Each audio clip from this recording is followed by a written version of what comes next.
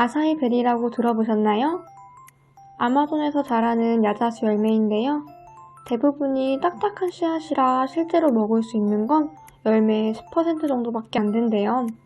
근데 그 작은 부분에 정말 많은 영양소가 들어있대요. 뭔가 우리가 하는 고민이랑 비슷하지 않나요? 우리가 하는 많은 고민 중에도 영양소가 풍부한 고민은 분명 있을 거지만 아사이베리의 씨앗처럼 불필요하게 큰 부분을 차지하는 걱정도 같이 있다는 거죠. 그걸 잘 발라내서 나에게 도움이 되는 생각들에만 집중할 때 내 마음이 더 건강해지지 않을까요? 2021년 1월 20일 혜지의 평범한 라디오. 저는 DJ 혜지입니다.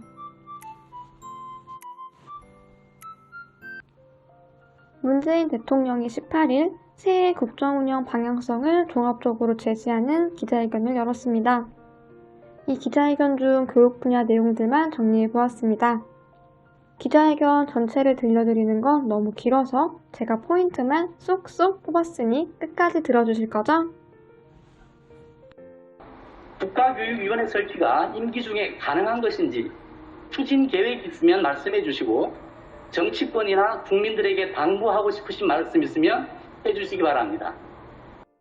아마도 금년 중 출범을 좀 더 본격적으로 구체적인 방안까지 제시하고 아마 실행까지 나가게 되지 않을까 생각합니다. 우선 국가교육위원회가 국가교육정책의 어떤 기본 방향, 또 기본적인 정책들을 논의해서 결정하는 역할을 하고 그 다음에 교육부가 그것을 실행해 나가는 그런 체제로 점진적으로 접근하려고 합니다.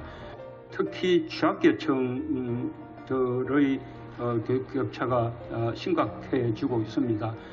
비대면 수업이 계속되는 상황에서도 실시간 상방향, 양방향의 교육이 이루어지도록 그렇게 발전시켜 나가겠습니다. 또한 디지털 격차 이런 것을 해소시키는 데도 총력을 다하겠습니다. 최근에 그 16개월 된 여자아이가 그 양부모의 학대에 못 이겨 세상을 떠나는 일이 발생해서 전 국민적인 공분을 사고 있습니다. 이후에 대통령님께서도 관련 지시를 하셨고 국회에서 관련 방지법들이 통과가 됐지만 미흡하다는 지적이 나오고 있는데요. 매번 이런 사건이 나올 때마다 그 관련 법들이 급하게 심사가 되고 졸속 입법이라는 이런 지적이 좀 나오고 있습니다. 이 같은 악순환을 좀 막을 수 있는 해법이 있으시다면 좀 말씀해 주시면 감사드리겠고요. 그동안 있었던 사건들을 우리가 교훈 삼아서 이제 확실한 대책을 마련해야겠습니다. 또 입양 부모의 경우에도 이렇게 마음이 변할 수가 있기 때문에 일정 기간 안에는 입양을 이렇게 다시 취소한다든지 또는 여전히 입양하고자 하는 마음은 강하지만 그 아이하고 맞지 않는다고 할 경우에 입양 아동을 또 바꾼다든지 여러 가지 방식으로 또 입양 자체는 또 위축시키지 않고 활성화해 나가면서 입양 아동을 보호할 수 있는 그런 대책도 필요하다고 생각합니다.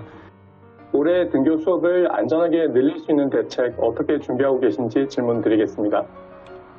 돌봄을 획기적으로 늘림으로써 부모들의 돌봄에 대한 부담을 덜어주고 아이들이 돌봄 밖에서 방치되는 일이 없도록 정부가 최선을 다하겠습니다. 문 대통령은 이날 기자회견에서 정인이 사건과 같은 불행한 일이 반복되지 않도록 제도적으로 방지할 필요성이 있다고 강조하면서 마치 입양아동을 보다 쉽게 파양할 수 있는 방향으로 제도 개선을 모색하는 것으로 인식되도록 언급해 비판에 휩싸였다. 야권은 문 대통령의 이날 발언을 두고 입양아이가 무슨 쇼핑하듯이 반품, 교환, 환불을 마음대로 하는 물건이란 말인가? 라고 비판하는 등 해당 발언을 두고 정치적 공세를 펼치고 있다. 문 대통령이 이날 교육에 대해 언급한 것은 국가교육위원회의 올해내 설치, 코로나19 상황에서의 쌍방향 교육 중요성 강조, 교육 격차 해소 노력, 돌봄 확대 등이다.